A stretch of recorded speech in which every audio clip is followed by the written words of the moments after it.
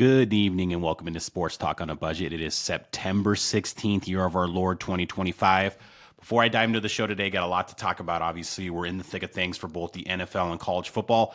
But before I do, just wanted to remind you, as always, if you like the show, if you like the video version, please like and subscribe right down here. Smash that subscribe, smash that like button on YouTube. However, if you prefer the audio version, this podcast is available for audio only on places like Spotify, Apple Podcasts, Amazon Music, and pretty much wherever you get your podcasts. So please go like and subscribe on those pages as well. With all that being said, let's go ahead and dive into the show today and look at our topics. So this is going to be throughout the football season. I don't talk a lot of other sports. I will touch on the Major League Baseball playoffs when they come around and give you my playoff predictions. But this show is going to be all football. We're going to start off in college football, just talk about what we've learned so far for the first 3 weeks in college football. Also talk about a couple of pretty notable jobs in the Power Four, coaches getting fired, so that's something we want to talk about as well. And then finally, next topic will just be a full reaction to week 2 in the NFL. A lot of different things I saw in the NFL over the weekend, a lot of reactions I have, some panic meter for some 0-2 teams as well, but want to talk and touch about just put a bow on week 2 in the NFL. And then finally, we will end my show as always with my week 4 college football picks and my week 3 NFL picks. That is Kody's Covers. That is our new segment that we end the show with every show, and that is Kody's Covers for week 3 in NFL and week 4 in college football. With all that being said, let's go ahead and dive into the show today. And like I said, first things I wanted to talk about is some things we've learned in college football through the first 3 weeks. And a lot of these things we learned this past weekend because this is a little bit better weekend. The first weekend and the third weekend were kind of the better matchups and the bigger overall matchups. Second one was a little bit of a sleeper, but there was actually some big games and some big results as well. But first thing I wanted to see, first thing I think I learned, and I learned that this past weekend, is Georgia is still Georgia. Georgia went into Knoxville, went into Tennessee, went behind 21-7 in the first half, came all the way back, took the lead, was back and forth all game. Yes, Tennessee's kicker did miss the field goal, which led to Georgia winning in overtime, but Georgia is still the class of the SEC. And now that obviously Nick Saban has left Alabama, the SEC runs through Georgia and is going to run through Georgia until further notice, basically. So that is one of the main things I learned specifically from this past weekend, but I've learned throughout the season. They played a couple of cupcakes early on in the season, their first 2 weeks. So I didn't really learn a lot from them, but learned a ton from them on the road at Knoxville. So one of the things I've learned in the SEC, it still runs through Georgia, and it's going to run through Georgia for the foreseeable future, or as long as Kirby Smart is roaming the sidelines for the Georgia Bulldogs. Another major thing I've learned so far throughout this season is Notre Dame, after 3 weeks, they've only played 2 games, but after 3 weeks of college football, their college football playoff title or their college football playoff hopes are basically already on life support. And I know it's like, okay, they've only played 2 games, they're 0-2. But the reason they're on life support is, yes, A, is because they're 0-2. B, is because their schedule doesn't lend a lot of big wins for them, even though they're still ranked in the AP top 25 at 24. But outside of USC and maybe Arkansas or NC State, there's not a lot of big wins on this schedule to kind of get them back in to the thick of things and back into the top 10, top 11, or 12 to make the college football playoff. And C, they're not in a conference.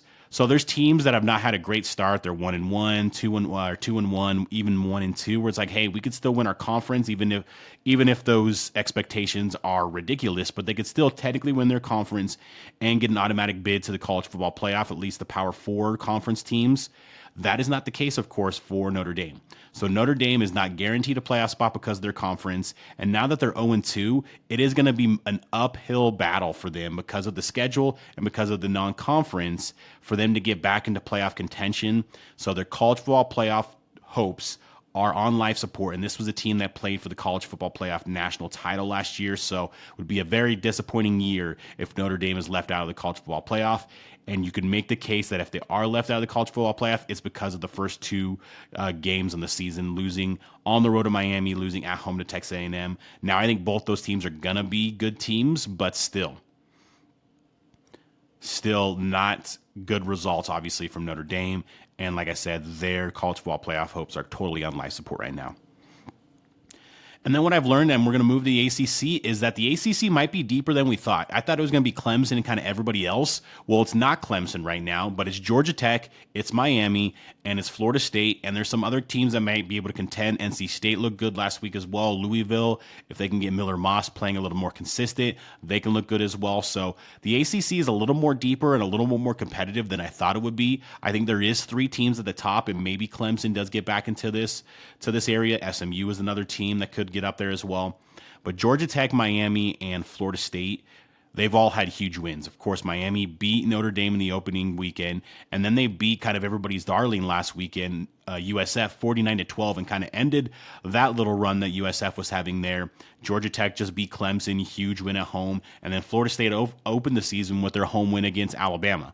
So those 3 teams are kind of at the head of the table for the ACC right now and kind of in the driver's seat, even though not a lot of teams have even gotten into conference play. But these 3 teams are the teams I think are the teams to beat. But it's a little bit deeper, like I said, with NC State. If Clemson came back on track, Louisville, some other teams within the conference maybe can make some noise. So ACC maybe a little more competitive, maybe a little more deeper than I thought going into the season. And then finally for me, I think we've learned that the Arch Manning hype was way too early and way too overblown. Arch Manning has not played well this year. He has not played well at all this year. And we kind of wrote off week 1 against Ohio State because Ohio State's a really good team, really good defense, new defensive coordinator that brought different wrinkles that Steve Sarkisian really hasn't seen. So we kind of wrote that off because of the opponent on week 1. But in both week 2, they hammered San Jose State. He did not look great throughout the game. And the touchdown passes that he threw were probably not going to be touchdown passes against better opponents because he dramatically underthrew his receivers there, but they were just that wide open. And then this past week against UTEP, he was absolutely atrocious.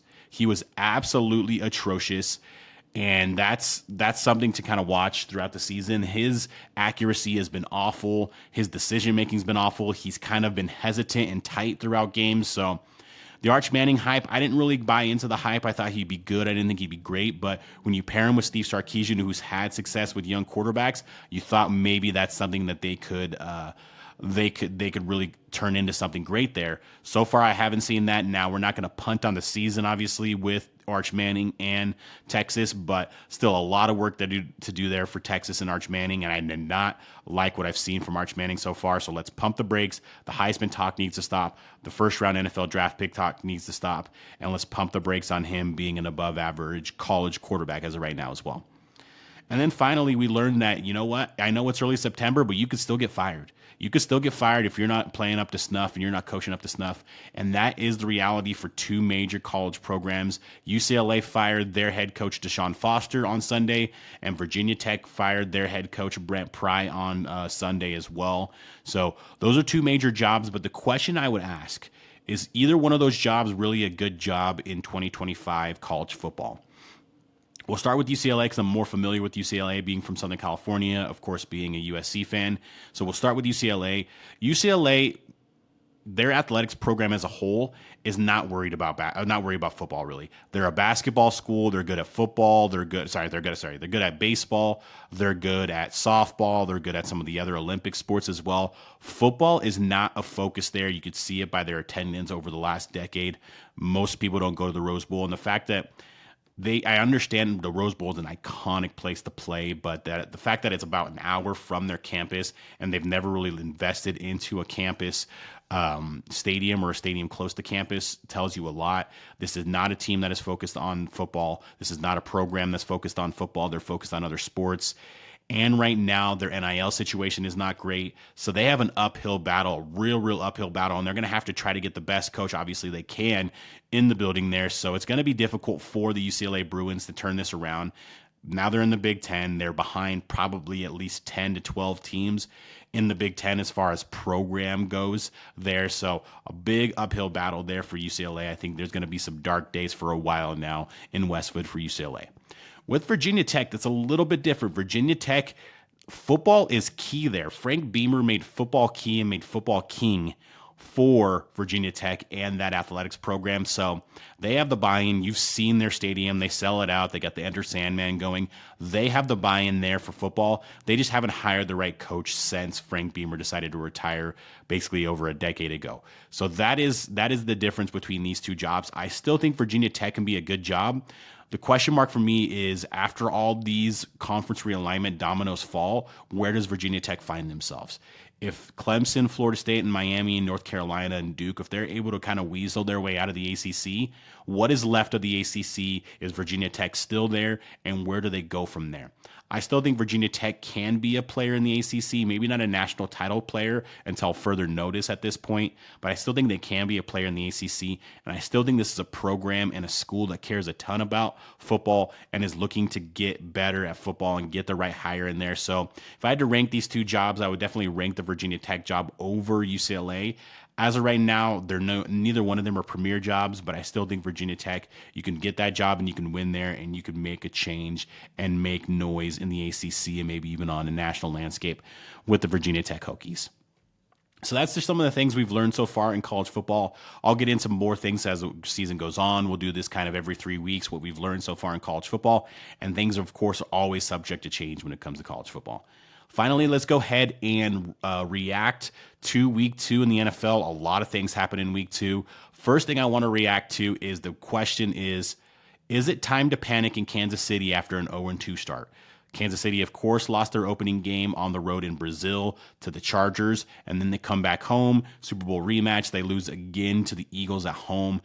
And I'm not going to hit the panic button yet, but I'm kind of looking at it. I'm kind of looking at the panic button, maybe my hands up and over it a little bit, but I'm not going to hit the panic button just as of yet for the Kansas City Chiefs. Now, you still have Patrick Mahomes, you still have Andy Reid, you have what's kind of left of Travis Kelce, so there's not a ton left of Travis Kelce, so I don't know what you have left really of him, but their defense is still really good under Steve Spagnuolo. They're going to play good defense throughout the season. The question mark for me is, where's the explosion on offense outside of Patrick Mahomes? Patrick Mahomes, of course, was the leading passer on the team. He was also the leading rusher on the team. And every time I turned to this game or I looked over at this game, he was running the ball. He led their team in rushing, and it wasn't particularly close when it came to rushing versus the running backs.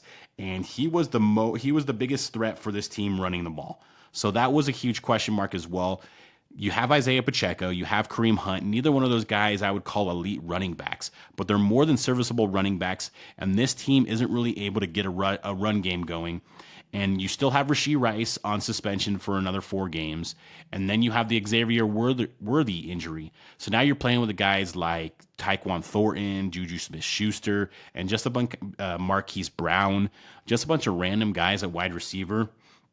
That's not going to get it done. It's just not going to get it done. And yes, their schedule does soften a little bit, at least next week. They go on Sunday Night Football. They play on Sunday Night Football next week at the Giants. That should be a win. But then you come back home for the Ravens. That could be a loss there. The Ravens are a really good team, of course.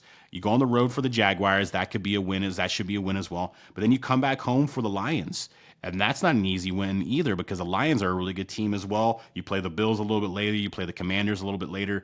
In the next 5 to 6 games, you play the Ravens, the Lions, the Bills, and the Commanders in the next 6-7 games.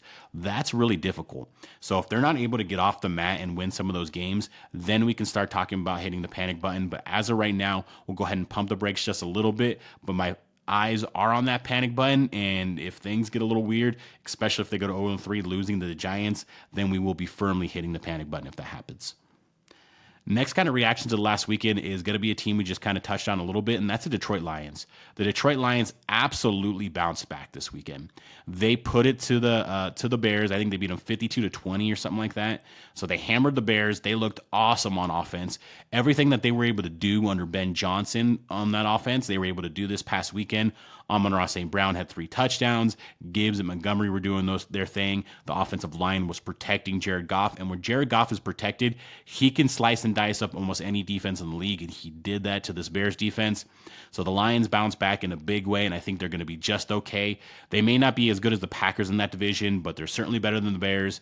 And I think they're certainly better, at least at this point, than the Vikings, especially with the McCarthy injury. And McCarthy really has only played 1 good quarter out of the 8 quarters he's played so far in his career. there. So right now, the Lions, I think they can compete maybe in that division. We'll see. The Packers look really good, but they can definitely get a wild card spot and maybe make some noise in the NFC playoffs. And then another reaction is just the Burrow injury. What a killer. So he ends up having the surgery yesterday on his turf toe. He's going to be out for 3 months. That is an absolute killer for the Cincinnati Bengals team. Now, Jake Browning is a serviceable backup, and he's a solid player, but he's not Joe Burrow. And your investment for this team when you're Cincinnati is Joe Burrow, Jamar Chase, and T. Higgins. You went down with the offensive ship, and right now it's kind of careening a little bit because Joe Burrow is not there. He is the one that leads your offense, so that is a big question mark.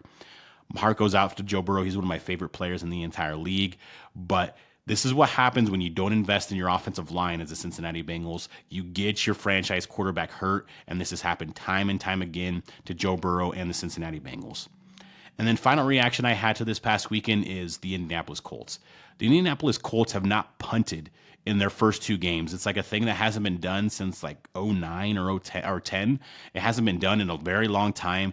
They have not punted. Daniel Jones is quietly putting together an MVP season. It's only been 2 weeks, but he is in the MVP conversation as of right now. He's playing really well. Jonathan Taylor looks reinvigorated. He's playing really well. This team is just playing really well as a whole. Their defense could be a little bit shaky, did not have a great outing against the Broncos, but their offense, they have skill position players all over the place. They just needed a quarterback to get them the ball, and that is exactly what Daniel Jones is doing. So I really like what I've seen from this Colts team. Definitely the biggest pleasant surprise of the season is this Colts team. And the question is, can they continue this? Can Daniel Jones continue this play? Can this team continue that play? We'll see throughout the season, but that is a very pleasant surprise so far. The Indianapolis Colts playing the way they are and Daniel Jones playing the way he is as well. And that was kind of my biggest reaction in my to this past weekend in the NFL. And then let me go ahead. Sorry about that. Drop a piece of paper. Let me go ahead and get to Kody's Covers in college football and in the NFL. If you're new here, Kody's Covers is where I give you my top 5 picks in the NFL and college football for the weekend. We'll start in college football, and my first pick of the weekend is going to be the game that's going to be the big noon kickoff game. This is a huge game in the Big 12, and that is Texas Tech at Utah, and Utah is currently a 3.5-point favorite. Now, both of these teams have kind of hammered all their opponents. Utah had maybe the better opponent in UCLA, but that doesn't look the case. UCLA is 0-3. Texas Tech hammered Oregon State last week, so we don't exactly know how good these teams are because of the competition they've played so far, but they've done exactly what they should have done in their first 3 games. Question mark for me is Texas Tech. Got a lot of new players from the transfer portal. What are they going to gel against a good team on the road like Utah? And this Utah team, they're playing really good defense. Devin Dampier looks good at the quarterback position. Their offensive line is unreal, basically. And Utah's a 3.5-point favorite. Rice-Eccles Stadium is a very tough place to play. So go ahead and give me Utah to win. Give me Utah to cover. I like Utah minus 3.5 in this game. Then we're going to move over to the SEC and kind of an underrated matchup in the SEC, and that is Auburn at Oklahoma. And Oklahoma is currently a 6.5-point favorite, and that's number 22 Auburn and number 11 Oklahoma. Same thing with Auburn. Auburn's been pretty good on offense. They got a good win in week 1 against Baylor, but after that, they've kind of played just nobodies in the last couple of weeks and looked good.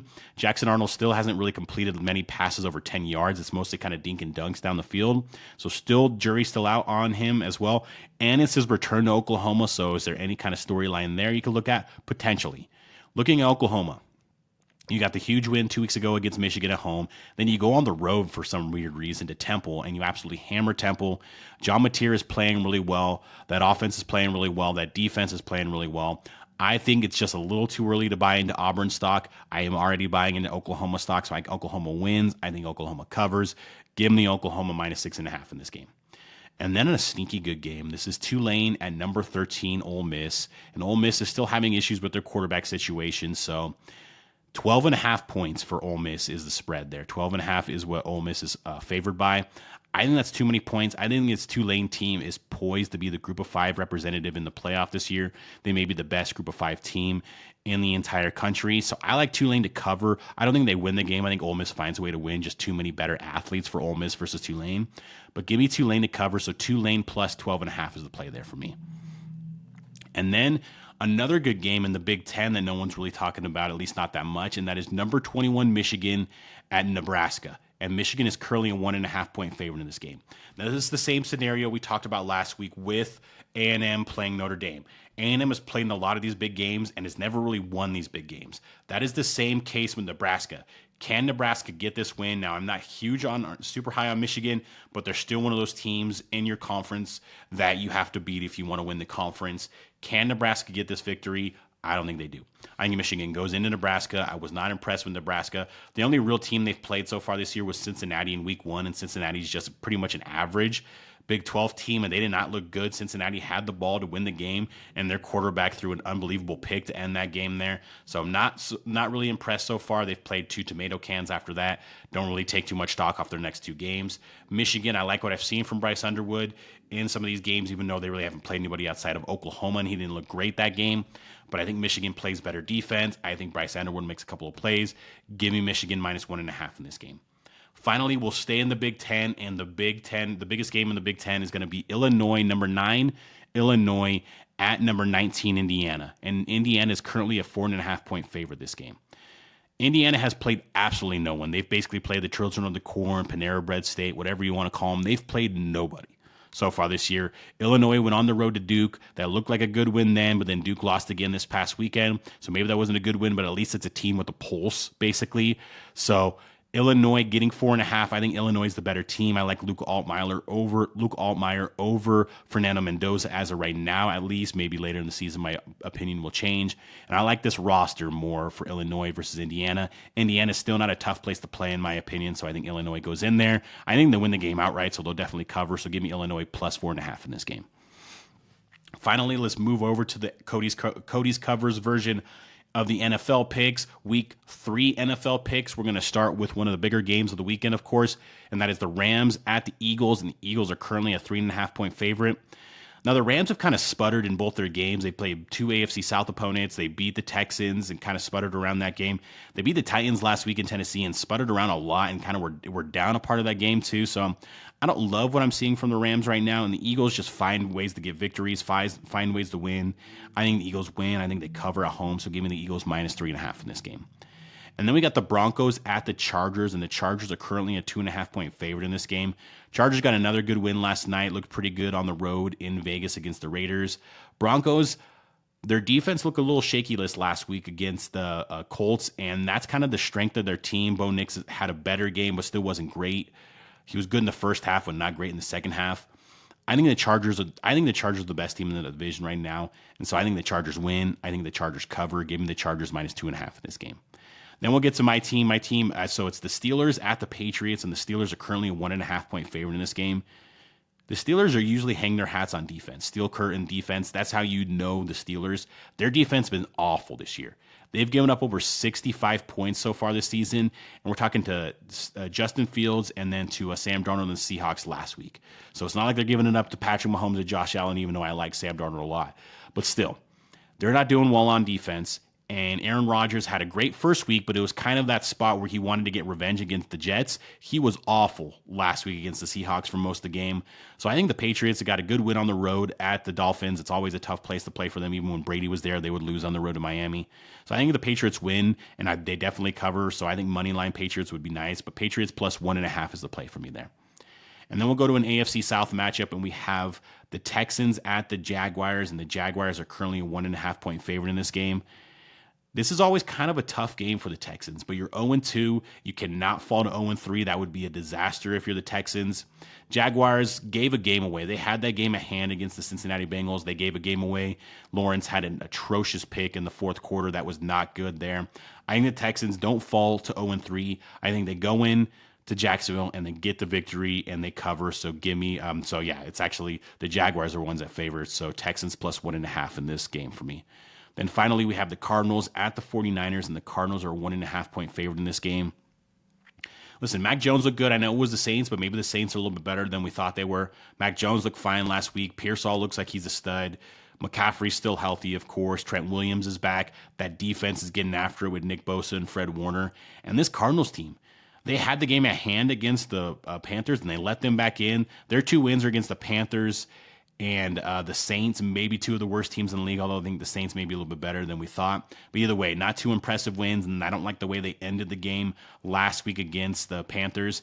And Kyler Murray, he's one of those quarterbacks that's up and down. The second could be a down week for him. He does not have great success against the 49ers. So I think the 49ers win, and they're at home, so that means they'll cover as well. So give me the 49ers plus 1.5 in this game.